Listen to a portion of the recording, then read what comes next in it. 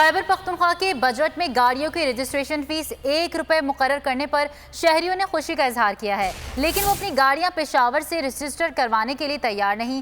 اس کی کیا وجہ ہے، جانتے ہیں پشاور سے محمد نعمان کی اس رپورٹ میں۔ خیبر پختونخوا حکومت نے بجٹ میں 2500 سی سی تک کی گاڑیوں کی رجسٹریشن فیس صرف 1 روپے مقرر کر دی ہے۔ یہ فیصلہ رجسٹریشن کے رجحان میں غیر معمولی کمی کی وجہ سے کیا گیا ہے۔ شہری بھی اپنی گاڑیاں پشاور سے رجسٹر کرانے پر آمادہ نہیں۔ حکومت کو چاہیے جو NOCs پہ انہوں نے پابندی لگائی ہے وہ ہٹا دیں تو بہت سے لوگ خوشی اس کو ٹرانسفر کریں گے۔ لوگوں نے 1 روپیہ چھوٹ دی ہے تو اس کے برعکس آپ دیکھیں پراپرٹی پر اسٹامپ پیپر پہ کتنے ٹیکس لگائے، 2 گنا اس کو بڑھا دیا ہے۔ ایک طرف کرونا ہے، روزگار بھی نہیں ہے، اور دوسری طرف لوگ وہ ٹیکس لگا رہے ہیں، تو کس طرح یہ پشاور میں روزگار بڑھے گا؟ پشاور میں 2020 میں 856 اور رواں سال اب تک 825 گاڑیاں رجسٹرڈ ہوئیں، جبکہ اسلام آباد سے 40,000 گاڑیاں رجسٹرڈ کرائی گئیں۔ بجٹ میں رجسٹریشن فیس 1 روپے کرنے کا اعلان تو کیا گیا ہے، لیکن شہریوں کو امید ہے کہ صوبائی حکومت اسلام آباد اور پنجاب پولیس کے رویوں میں مثبت تبدیلی لانے کے لیے اقدامات اٹھائے گی۔